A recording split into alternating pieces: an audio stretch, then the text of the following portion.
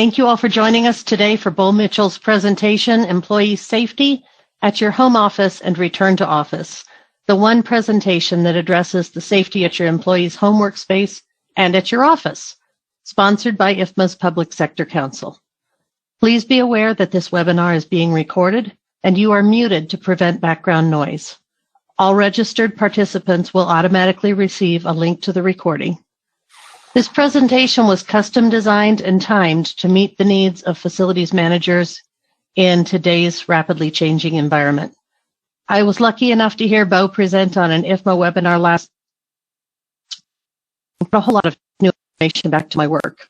His fast-paced, hard-hitting style will keep you engaged while providing information that you, as an employer managing workers in various remote locations, need to know. We will have a brief time for questions and answers at the end of the presentation, so please enter your questions into the chat box throughout the presentation, and we'll respond to those as we're able. Bo Mitchell was police commissioner of Wilton, Connecticut for 16 years.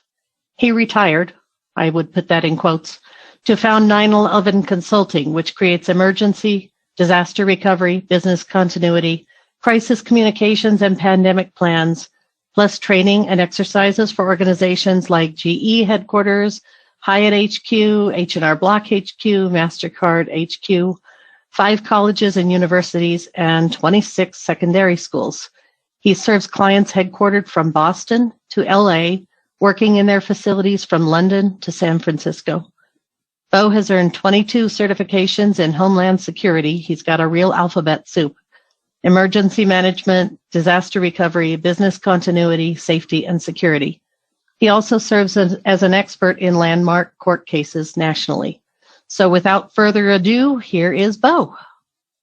Employee safety, working from home and returning to work. Let's address your safety issues at home office and at work. Let's go back to March.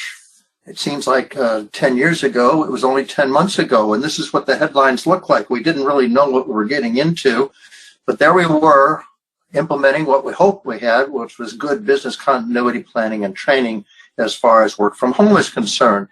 And initially, it all looked pretty good. Send them home. That's perfect. They'll be fine there. What could go wrong? Do you as an employer own your employees' offices at home? You ordered them there to work from home. You gave them a computer. You paid for their internet. You expect them to do their jobs, to do this for weeks, and as it turns out, for months and maybe for years. So you created their workplace from home. Do you own your employee's office at home? The answer is a resounding yes, as far as it is concerned operationally, morally, and legally. What's the legal aspect of it? Well, each employer shall furnish a place of employment free from recognized hazards that are causing or likely to cause death or serious physical harm to employees. This has, for 51 years, been the law of the land. Does this cover work from home? It certainly does. Now, I know I can hear somebody in the background there saying, well, states with no OSHA plan, that doesn't cover employees. And we have a lot of state and local employees on the line today. And here are the 27 states where they have no plan for state employees. But as you'll see in a moment, we are covered by a lot of laws, including what we hear from the Supreme Court of the United States, which has stated that only courts can set and adopt the standards that juries will use to judge you. So if you're sued, and undoubtedly you're going to get sued, then it all falls in the hands of this person here, whether he or she be male or female, and they are going to implement standards for what it is that you have to do as far as your work from home is concerned. And we have a lot of other standards, not just from OSHA, but all sorts of standards, both on a national and a local level, that say we have to have safety as far as our offices at home are concerned. Does OSHA enforce their regulations at home? No, they don't. They do not enforce the workplace regulations at home. Do they inspect your office? No, they don't. Does OSHA expect the employer to inspect your work from home situation? The answer is no.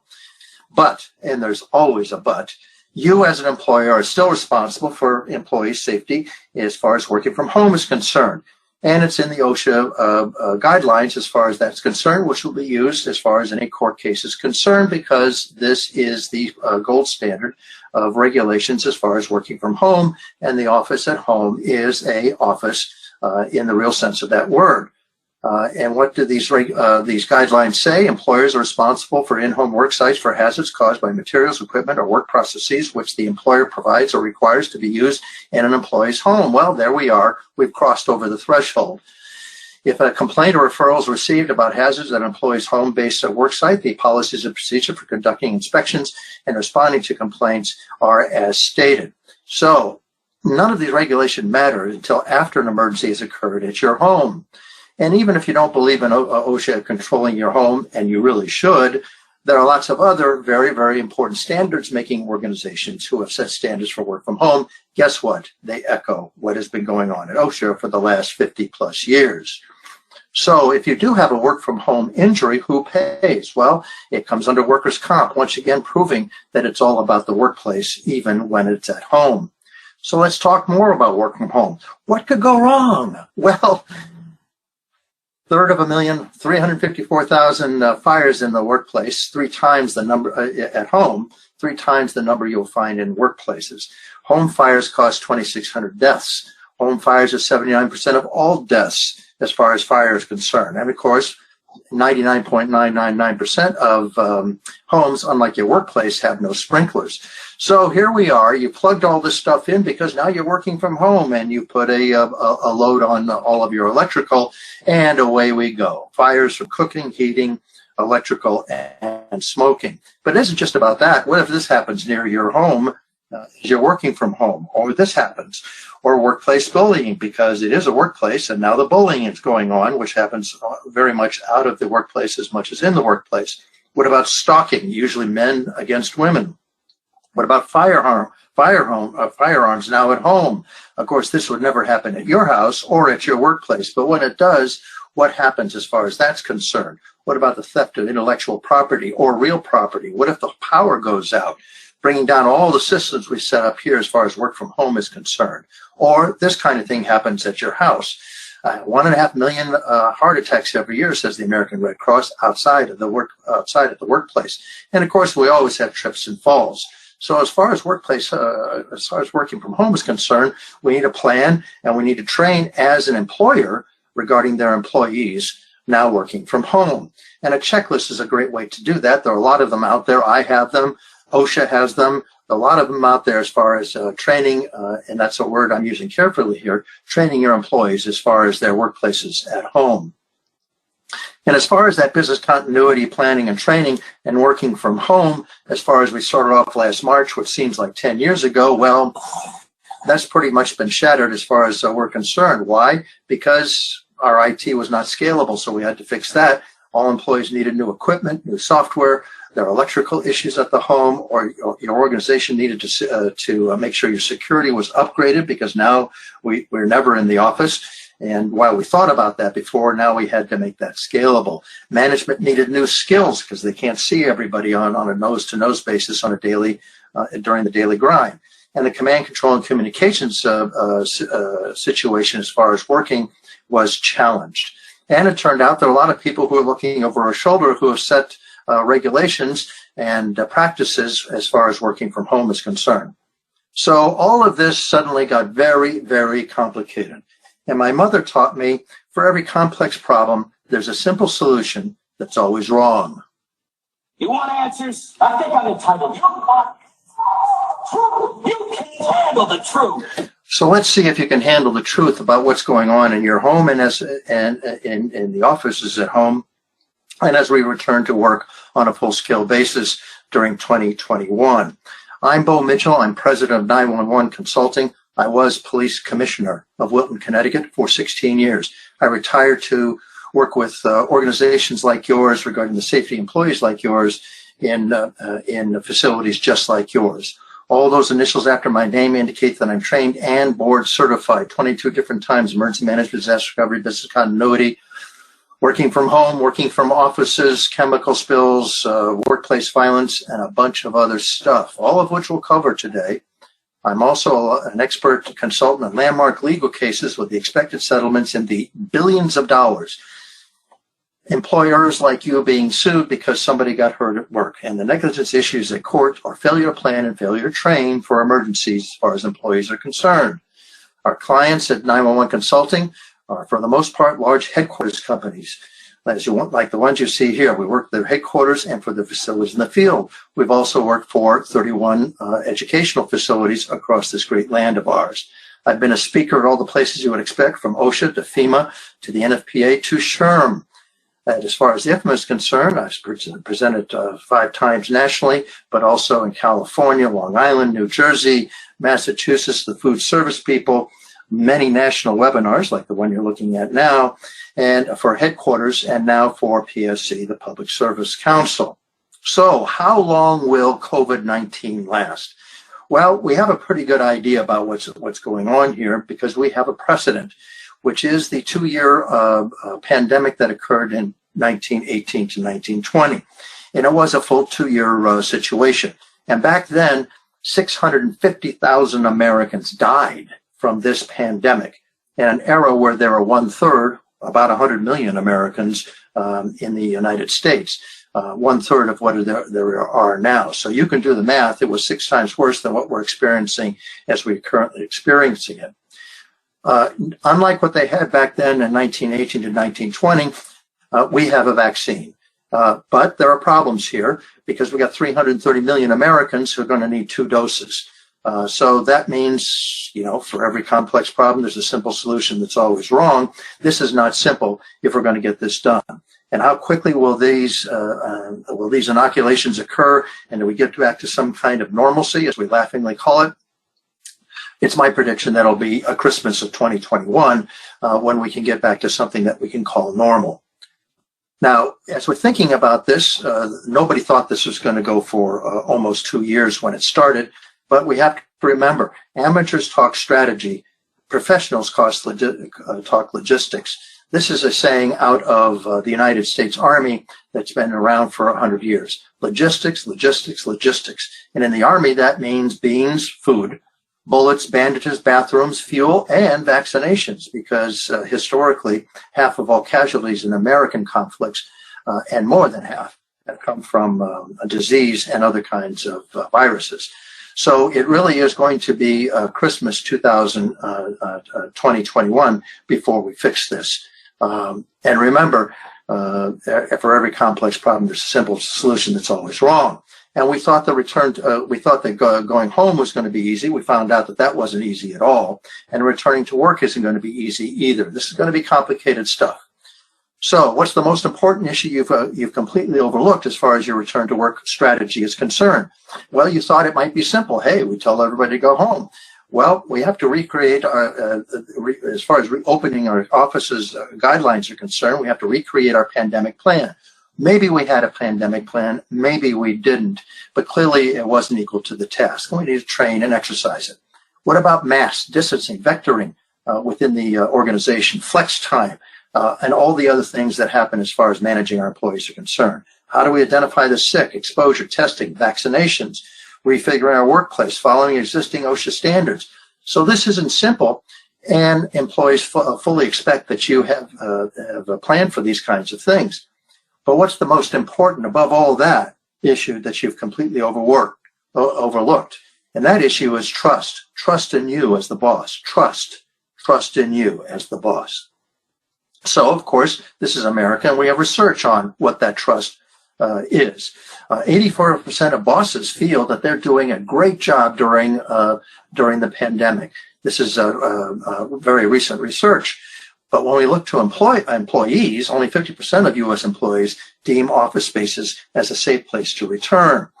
And only 14% of workers say they trust their CEOs and their senior managers safely lead them back to return to work. So, what's the most important issue as far as return to work is concerned? Trust, because your employees are in a very different place than where the boss may be. The boss to whom you report, or maybe you're the boss, who thinks almost on a reciprocal basis that they've done a great job when their employees say, no, you haven't, and I'm not trusting you yet. You're going to have to earn that trust. So why don't employees trust you? Well, you have to first we have to look at this, and they hope, and they're willing to invest without much coaxing, that you fully expect they fully expect that these things should be covered by you.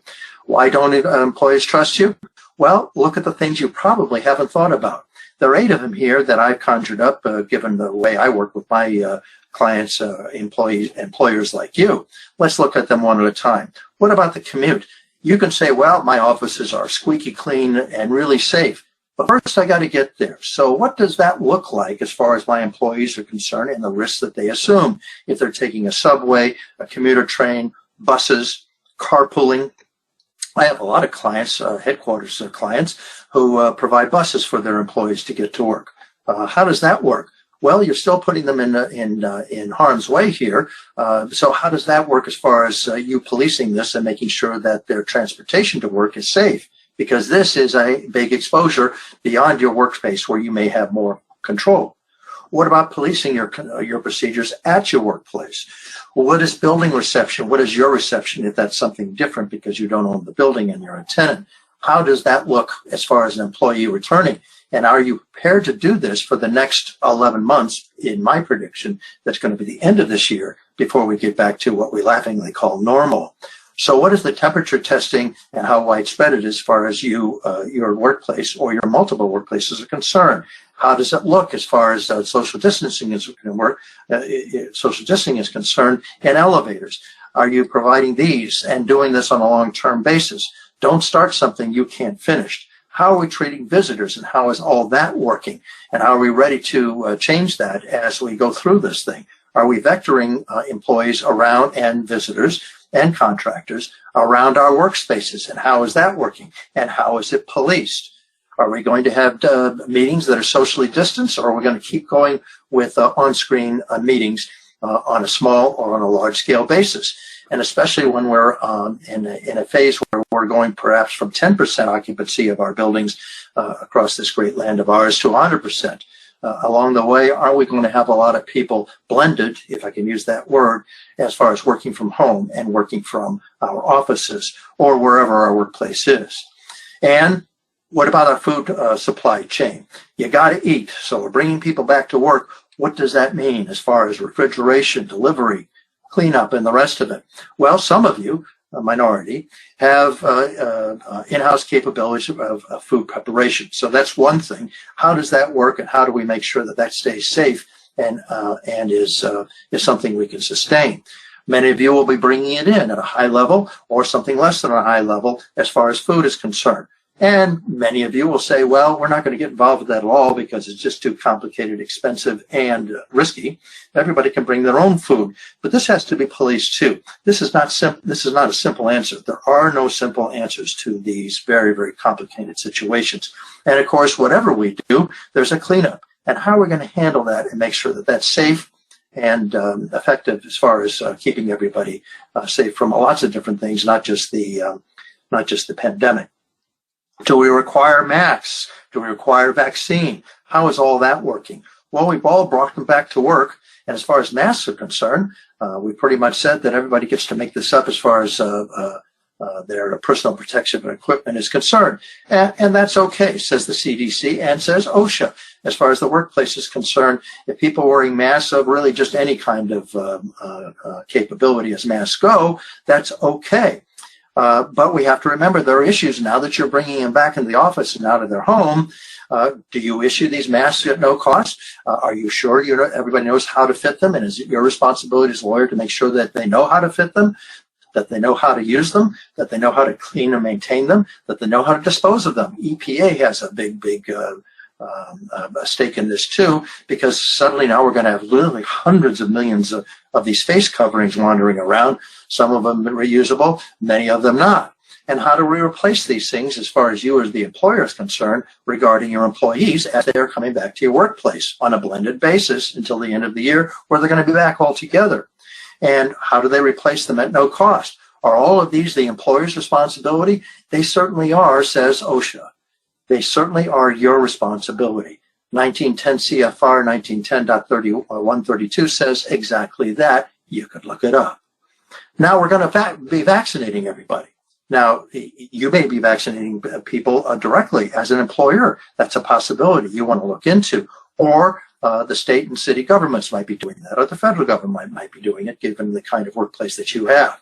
Can you require a vaccination? Is that a good idea, requiring it? Who's doing this? The state, the local authorities, you, when and how? You have to answer all these questions. Be very definitive about that.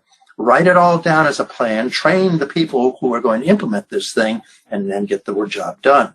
There's nothing simple about this at all. And what about workplace violence? Well, when you bring people back to work, we have the statistics on workplace violence. Annually, there are 2 million instances a year, says the Department of Justice.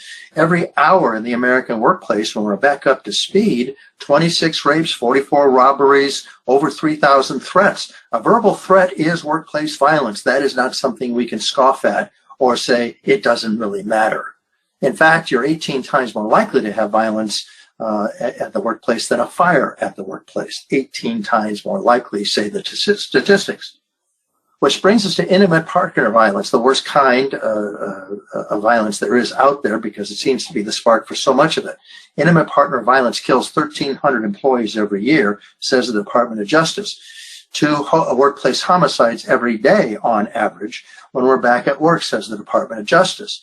So do we have to worry about these things? Well, here's a demonstrable threat that's right in front of us that we hear about all the time. What about workplace bullying? We've done a lot about campus bullying and school bullying in all 51 jurisdictions in the United States of America. Guess what? We have done nothing by way of regulations or standards as far as workplace bullying is concerned, and is far more prevalent than anything they ever saw on the campus. We don't know a lot about active shooters and why they do what they do, because 6 out of 7 die at the scene. But we have learned one thing, and it's 100% true. Every active shooter has been bullied at school or at work or in the neighborhood, and many times all three. So this is something that's going on, and now in your mind, we have 2 workplaces, your home and the workplace that you traditionally go to. What about the murder rate? It's up 23% in 23 large cities in the United States during the pandemic. What about stress at work for your employees? The stress of work, family and school, commuting, 2nd, 3rd, or 4th wave, you put a number on it. Another quarantine. What about their family income? Am I still going to have a job with so many people out of jobs because the demand for the product or the service that you provide isn't there? So all of these are stresses on your employees, and all these regulations and laws pertain to employees.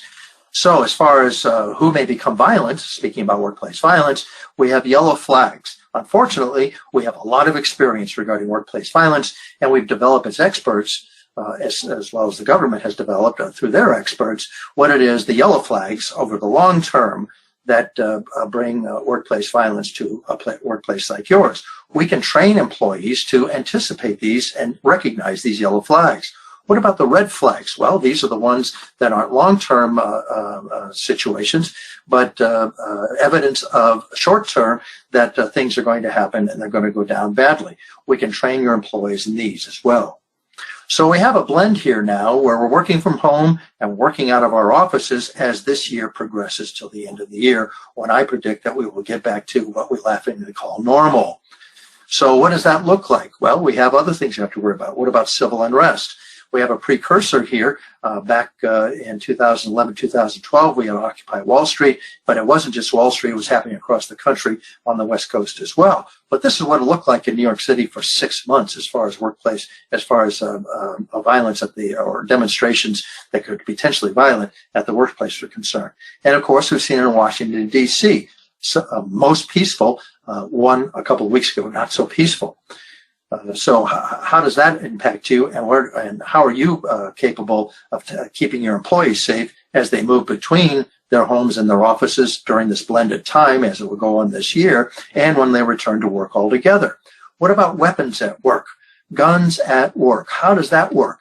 And a lot of people in this kind of atmosphere are arming themselves before they come back to work. And they can be arming themselves while they're at work, so to speak, when they're in their home office, your home office for which you have responsibility. Let's look at the statistics. Guns seized at airports are up 300%, and that's during the pandemic.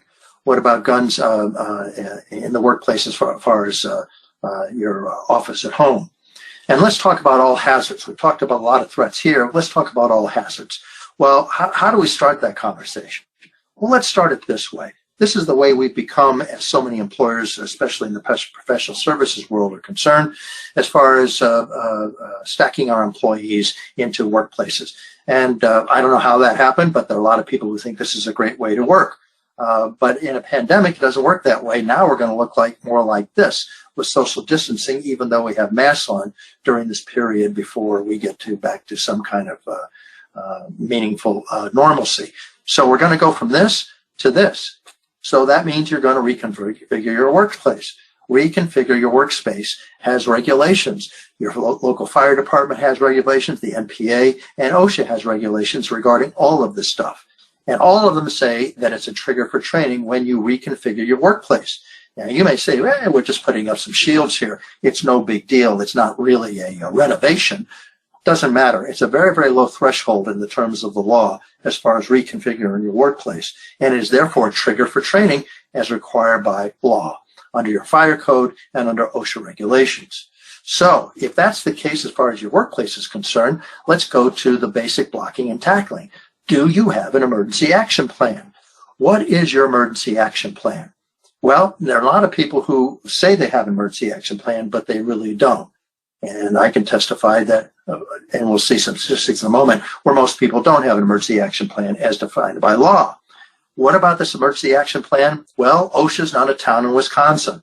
OSHA is the Occupational Safety and Health Agency, which says that you are required by law to have an emergency action plan under 1910.34. Every employer, whether you're one person or 110 people, or 1,010 people, or 100,010 people, shall have an emergency action plan and a fire prevention plan under these regulations.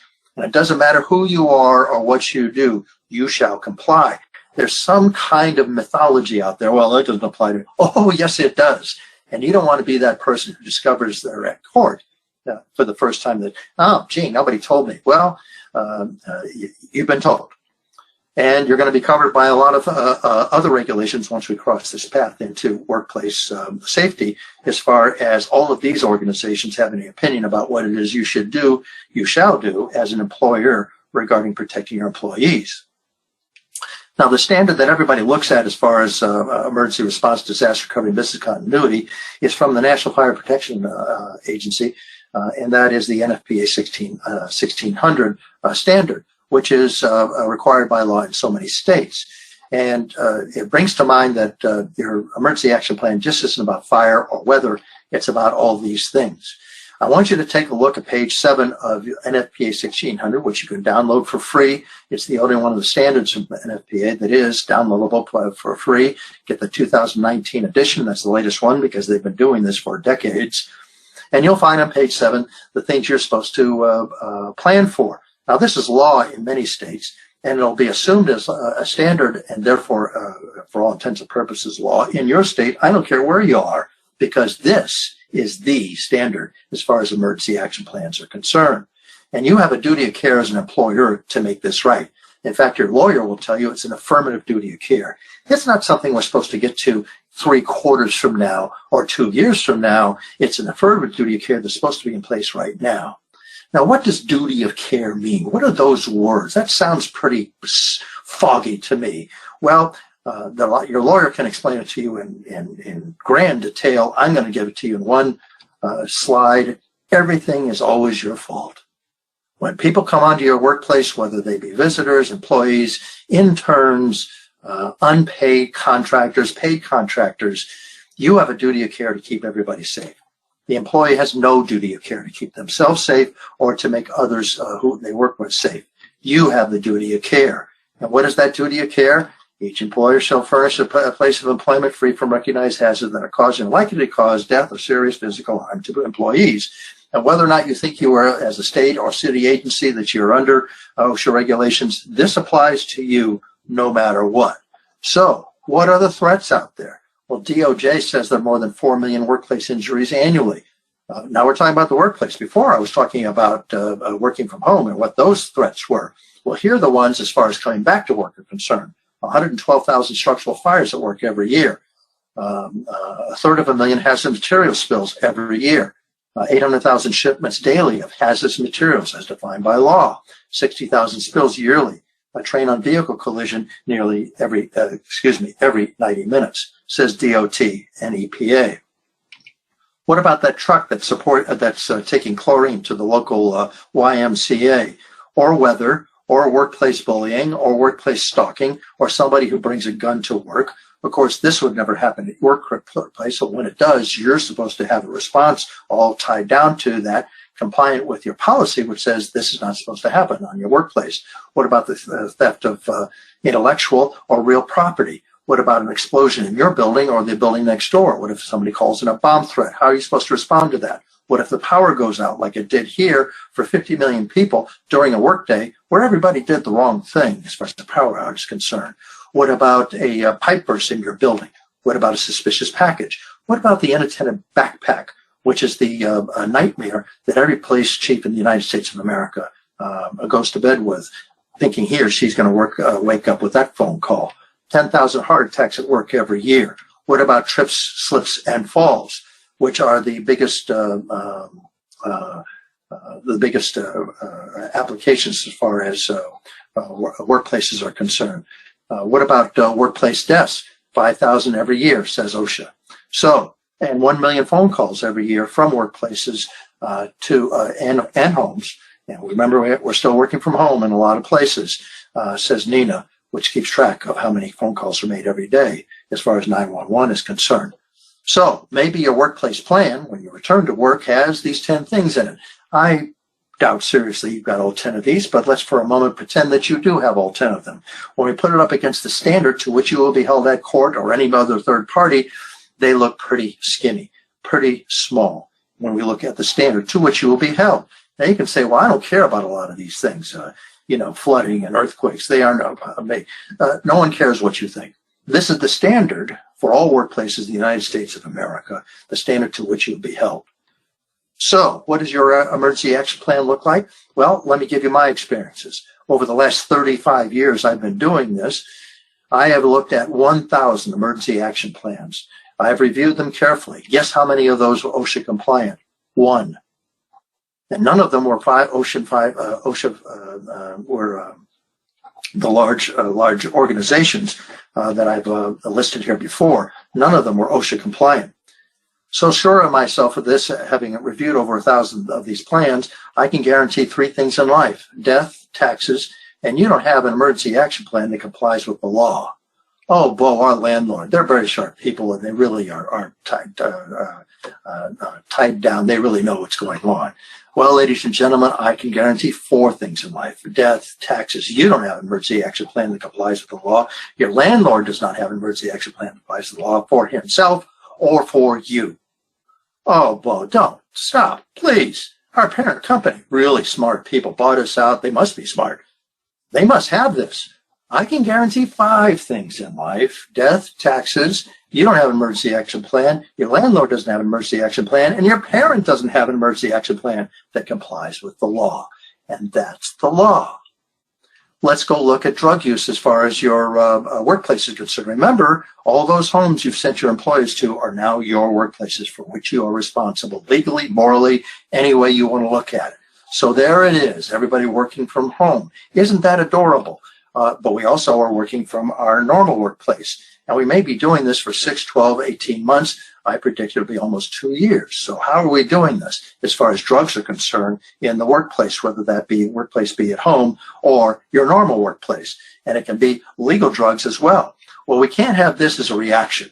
But most employers I've looked at say, I really don't want to get involved with this discussion as far as penalizing or doing anything or even calling out my employees. But it's very important because drug overdoses have gone up 20% during the pandemic. As far as alcohol use is concerned, it's up dramatically, says Nielsen, during the pandemic. As far as divorces are concerned in the United States, they're up 30% during the pandemic. The Kaiser Family Foundation, which keeps track of all this stuff, says the percent of people who work for you that worry or stressed out about this and have a negative impact on their health has gone from 1/3 to 1/2 of all of your people. And this is how they look at it as far as the breakdown, demographic breakdown is concerned. Which brings us to suicides. Now, you can say, Bo, I can hear your eyes rolling. Bo, really suicides? Well, we have to look at this because we're working from home, and we're going back to work. What does that look like? Well, the standard way that we've always looked at this thing when we have this discussion is, what are the auto deaths? They're about 40,000 a year. What are the gun deaths? About the same. What are the suicides? Well, they're 1/5 more than that. And this is 2018, before what we know has been an attack on mental health amongst all of our employees during the last 10 months of the pandemic, which is going to reach almost 2 years before it's all over. So these numbers are going up as far as the suicides are concerned. Indicators of this, straws in the wind, calls to the suicide lifeline. These are federal agencies, by the way, that I've displayed on your screen here. In April of 19, almost a year before the pandemic, 1,800. So in April of 20,000. So it's gone up 10 and more times.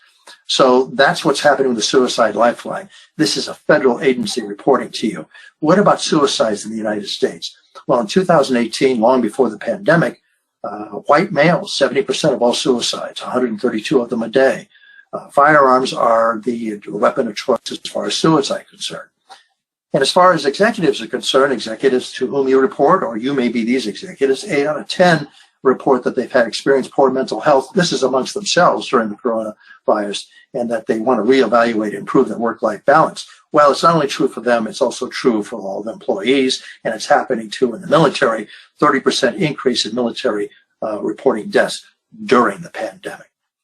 And those who have considered suicide since the start of the pandemic, well, way too many people as far as this is concerned. Being caregivers and just being at home is away from work and losing their jobs is a big strain here as far as contemplating suicide is concerned. And what about overall stress? Well, the numbers are in front of you.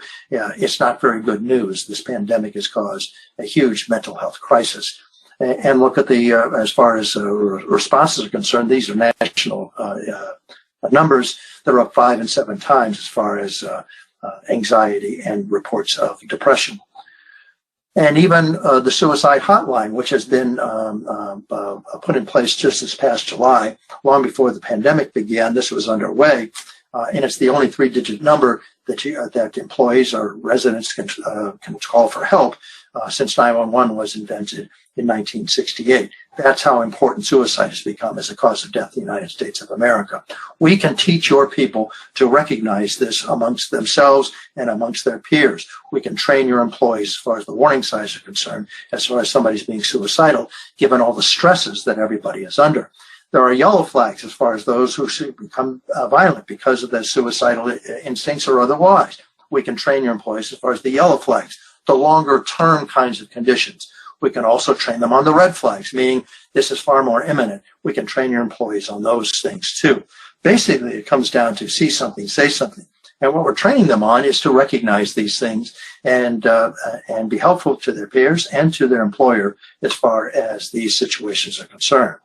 So, do you have an emergency action plan? Well, you're only going to have an effective one if it complies the 4-minute rule. Because it isn't just about heart attacks, the 4-minute rule, of course, getting help is concerned to save somebody. It's also about fires, active shooters outside, inside, tornadoes, workplace bullying, stalking in the workplace, people bringing guns to work, this kind of activity, the theft of intellectual and real property, an explosion in your building or next door, a bomb threat, responding to workplace violence, somebody spilling something outside of your offices. The 4-minute rule is very, very important. In fact, the statistics, and I know them well, from Boston and New York to San Francisco and Los Angeles, are that any response organization, police, fire, and EMS, it's 4 to 18 minutes is what the statistics are as far as responding to your workplace is concerned, whether that workplace be at home or your so-called normal workplace, which means police probably can't deploy in time to take care of something. So we have to remember these rules. Police and fire departments are not the first responders. They are the official responders when we call them. Guess who the first responders are, whether working from home or in your offices? Your employees are the first responders. And let's go back to what I talked about before. Amateurs talk strategy, professionals talk logistics. So what are the logistics of you responding to an emergency at your workplace, whether it be home or otherwise? Well, first, you need an emergency team, especially when you're back at your normal workplaces, which brings to mind command, control, and communications. Because if we don't have these kinds of things, then we're not going to be successful. So you're supposed to have an emergency commander who's in charge of an emergency at your workplace. And he or she should have deputies, because this gets complicated. And what if the number one person isn't there? Who takes over? Because they have to report to the incident commander who shows up from police and fire to take care of your building or your workplace otherwise. And often you'll have a building manager in there. So this chain of communications during emergency gets pretty complicated. So we have, if you can't communicate, you can't respond. And that's why I recommend that everybody have two-way radios as far as their response is concerned, because this is the only way you're going to be able to respond during an emergency. These won't work during an emergency. Why won't they work? Well, they're point-to-point broadcast, so you're only talking to one person when indeed you need to talk to everybody in a 4-minute world. What about special needs persons? You are by law required to take care of these people during an emergency, whether they told you they're infirm or otherwise. So say all of these standards that you are going to, that you have to comply with as far as special needs persons are concerned. Great plans are a smart thing. Training is everything. And you're required under OSHA regulations. This is the law. It is mandatory. You shall train all employees. You shall train them in a classroom. You shall train them annually. You shall train them at hire. And you shall use a qualified trainer, qualified by experience and or training, to train those people. So if you haven't done this in the last 364 days, then you haven't complied with the law. On-screen training, says OSHA, and they've been saying this since 1985, long before you were born. On-screen training can supplement, it can never substitute for the in-person training. Now, since March, when the virus took over our lives, they have suspended this at OSHA and at your fire code, that yes, you can do remote training for your people. It doesn't suspend that the training has to happen. It just says that you can use on-screen training of your people. And you're supposed to do this under regulations on an annual basis. And we're coming up to an annual landmark as far as the beginning of the pandemic is concerned. And my promise to my clients is, you give me 3 hours, give me your employees for 3 hours annually, and I'll give you back your employees confident they know what to do in any emergency at your workplace. I can also guarantee that as far as work from home is concerned. So let's look at the national research. What's the most important issue? National research conducted by NORC and so many else. As far as your employees are concerned, well, as far as your employees are concerned, on their minds, they say safety is the most important issue at work, which tricks me when I first saw these statistics. I thought it'd be wages, sick days, overtime, unions. No, they were all scattered, distant number twos. I have trained 39,000 employees over the last 20 years. I've been a consultant in this business. I hand out a survey at the end asking them, the employees I just trained, if they were not confident they knew what they were doing for any kind of emergency on an all hazards basis, everything from bomb scares to fires. 98.5% of those employees in questionnaires that they've returned to me, directly to me, not through the boss, so they could speak anonymously and honestly, said that they were confident now they knew how to respond to an emergency.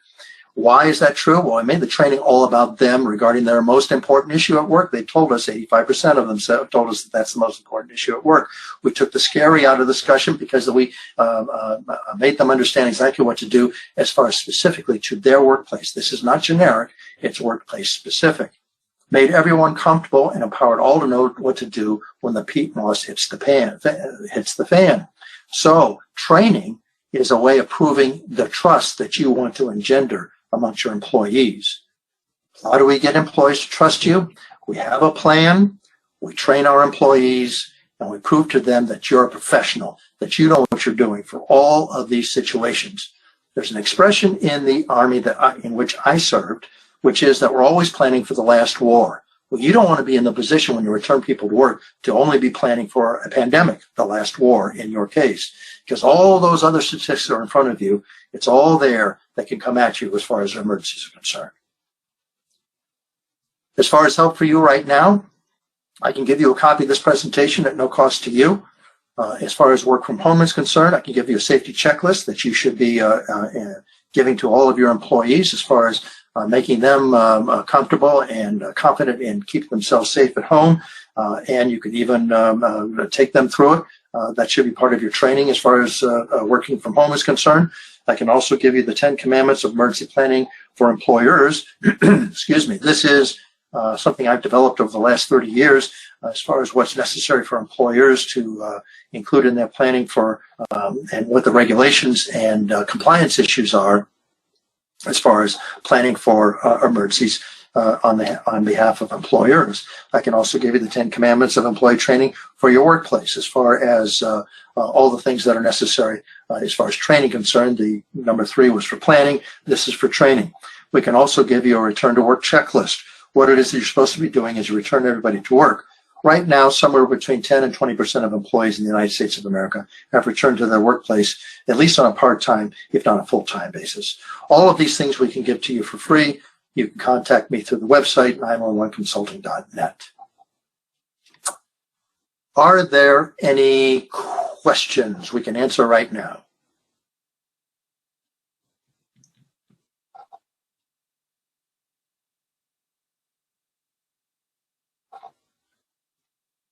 Hello?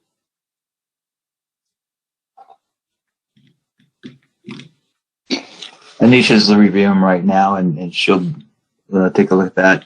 Any of the questions that have been added into the chat, if you have any questions, please add them into the chat box, and we will be able to answer as many as possible here in the last few minutes of this presentation. Standing by.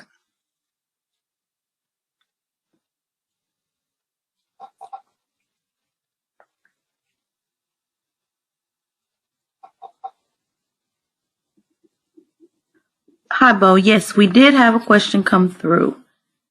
One moment. My screen is not cooperating. I've been there. Oh, got a few questions. Okay. Well, the first one is a statement, and it was stated, "Wow, great presentation, very thorough. Thank you." And the next was a question, and the question is, does firm size matter to OSHA?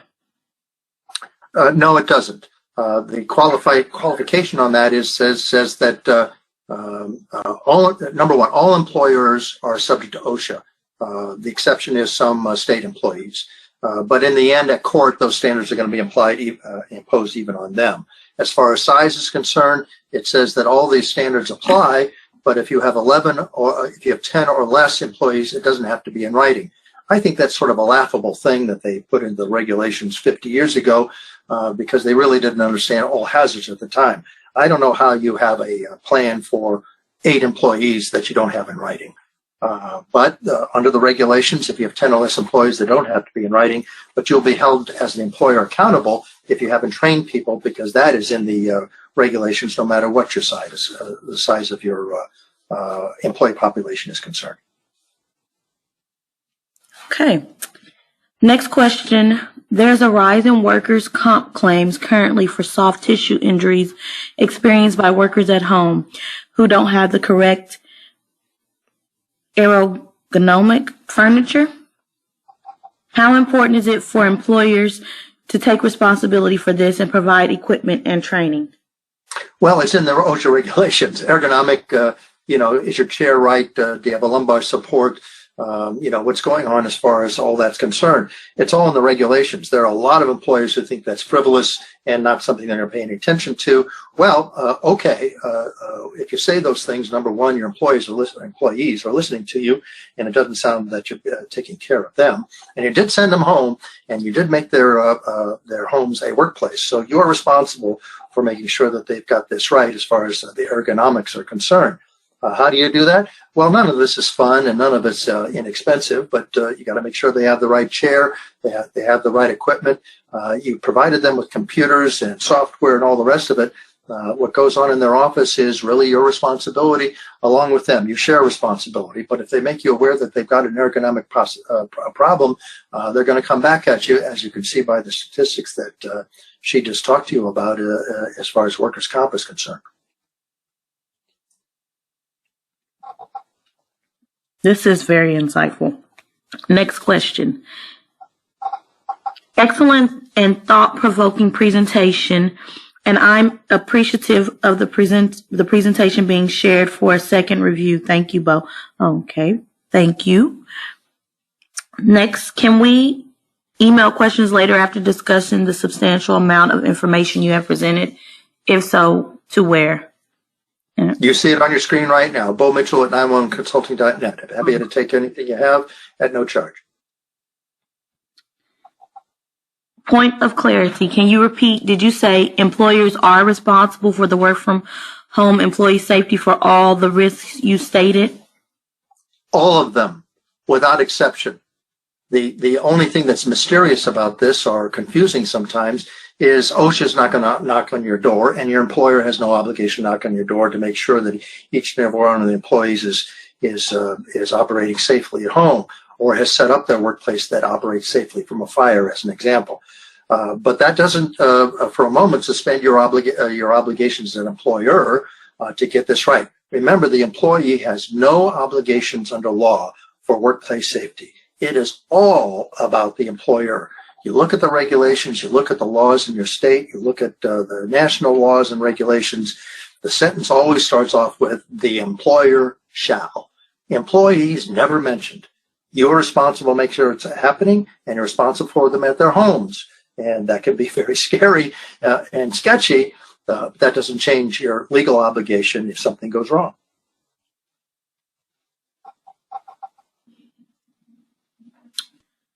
Okay. The items he said we could get from him, are these being sent out or do we email him? Email me and I'll send them to you. And you can go to my website, or you have my email address right here. Either way works for me, and we'll get you whatever you ask for. Where does OSHA draw the line for that? Just in the home office space? The regulations, as I said in my presentation, will not be enforced. They will be enforced. They won't be inspected on a nose-to-nose basis, as indeed your normal workplace could be. But all the regulations apply, and there are 50 years of them, whether they be about fires or tripping and falling, or the long list of things that go on. It's a workplace, and OSHA is tasked by the Congress of the United States under law to take care of workplaces. And your work-from-home office is a workplace as defined by law. You can run from this, you cannot hide.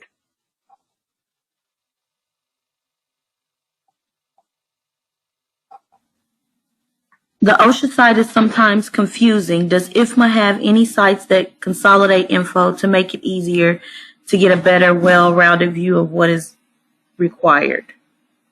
I can't speak for IFMA. I can speak for myself. Happy to answer any questions and direct you to the appropriate governmental regulations in your state and, of course, nationally.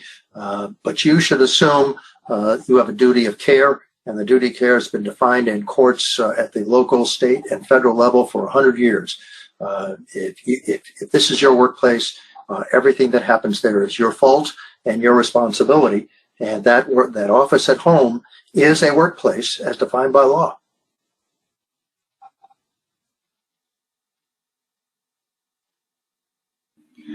Where can we find the 10 commandments you referenced? I'd be happy to give them to you. Just give me an email and you'll get them. Hi, Bo. Thank you for the amazing presentation. We haven't trained our employees about safety working from home. So does that mean our employer needs to do that now? Absolutely. And you should have done it at the beginning. The regulations state that in any workplace, and the office at home is that workplace under law, and you've designated as such. You sent them home. You thought it was easy. And that, once they're not in your normal office, somehow you were relieved of the obligations. You weren't. You aren't. So I would put together a checklist, as I have. There are others out there. I'm happy to give you mine. And that goes down the list of things they're supposed to do. Now, will everybody follow it? Will everybody listen to you? Well, as parents, we know that doesn't happen all the time. but at least you'll be in the position of turning to the judge and said, Your Honor, we provided him or her with the checklist that they were supposed to check out. At least it demonstrates to you the faith that you need to demonstrate when somebody comes after you, and an employee says, "Well, you never told me." You will be held responsible. That's just the way it is. So does the OSHA requirements and the CDC requirements coincide? Coincide, I don't know what that means, because they do overlap, but CDC is a different kind of agency, more informational than it is regulatory. OSHA are the ones we're going to worry about as far as your exposure as an employer is concerned. But looking at CDC to make sure if you're that kind of employer who is concerned about the health and safety of your employees, there's lots of material here.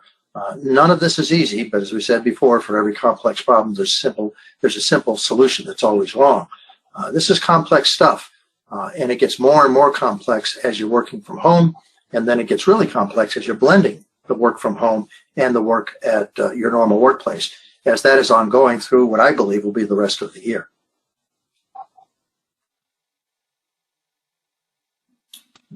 Does the office at home have to be a dedicated space?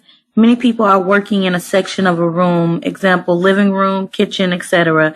If there is a kitchen fire, would that fall under the responsibility of the employer? I assume that it will, not because I have case law to back that up. That will build over time. And after a year or two from this pandemic being over, we'll have lots of case law to back this up. But you have to understand, as far as the regulations are concerned, whether they be the fire and safety regulations under your state fire code or your city fire code or OSHA regulations, we always start with the employer being the responsible party. And they sent you home. So if you set up your office in a dedicated bedroom, as an example, as many have, or just at their dining room table or their kitchen table, that's a workplace. Now, where does that workplace start and end? Well, that's going to be the subject of a discussion in front of a jury. I'm going to tell you that that any jury in the United States, all of whom were employees, are going to take the side of the employee and say, well, she was cooking during lunch during a workday, and she may not have been where her computer was, but she went in there as she would at work to prepare her lunch, and the place burned down. Is that your fault?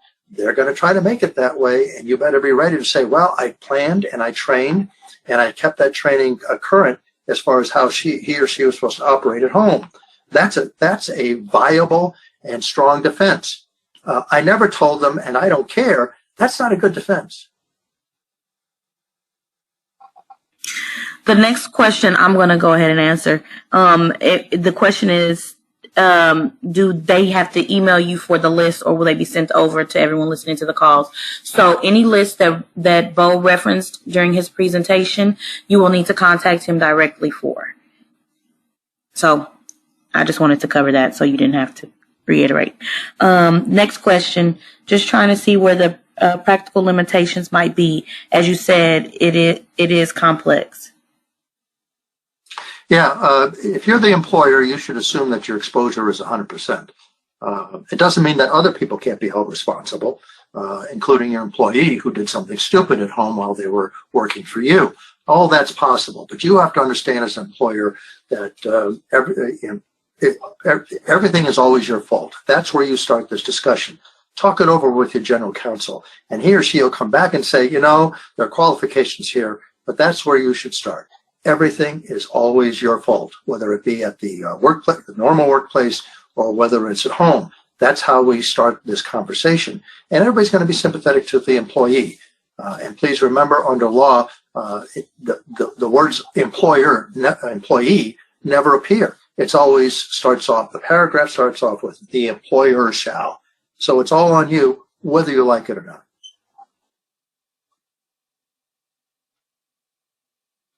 All right. And then I have one last question. If an employee was hired as a physically impaired employee, is the employer required to provide specific accommodations in the home? Yes, they are. It is a workplace. Now, I'm sure there can be defined limits here. Does that mean that the employer has to build for somebody in a wheelchair at their home wheelchair accessibility? I imagine that's outside the obligation. But what about the software for the home and all the rest of it? It's there. And, the question is going to be asked, did the employer tell the employee about threats and emergencies at the house where they're working from home and how to respond to them? Most juries are made up of employees, and they're going to say, well, gee, shouldn't they have told them that? And the answer is, yes, they should have. That's the way it's going to be played at court. So that's your standard as far as the regulations are concerned. Regulations are regulations, but when it comes to a court case, it's wide open, and people are going to be very, very sympathetic to the employee, whether they be special needs persons or just normal folk.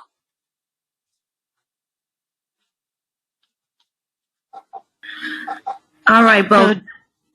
Go ahead. Okay. So I'll take this one last question that just came through. Are your clients purchasing ergonomic? I'm sorry if I'm messing that word up. Ergonomic furniture for their employees to mitigate risk. Does an employee have the right to demand better furniture?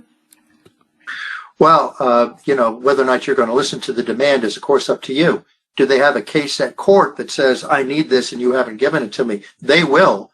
And I put up the logos of the organizations who look at special needs persons. This is a very long list. And if you want to go up against them and say, gee, I'm not going to spend $130 on a chair for this employee. Well, $130 is going to seem very, very small change when you're paying experts like me and others, $500 to $1,000 an hour to resolve that for you. So I think the better part of valor is to say, yes, we are going to do whatever we can do to make sure that you're okay because we value you, and we want to comply with the law as it will be interpreted by a jury made up of employees, interpreted by a jury that will have to appear in front of who will not be very sympathetic to the employer. Like I said earlier, this was great. Thank you so much, Bo, for your time and all of this very useful information. That was the last question from everyone. Bo's information is up on the screen. I'll leave it up there while I'm talking. The presentation, of course, was recorded, as we stated, and everyone should receive a copy in the next day or so in a confirmation email. Bo's, like he said, he's available for questions. You can just reach out to him directly. Thank you all for your time and have a great day.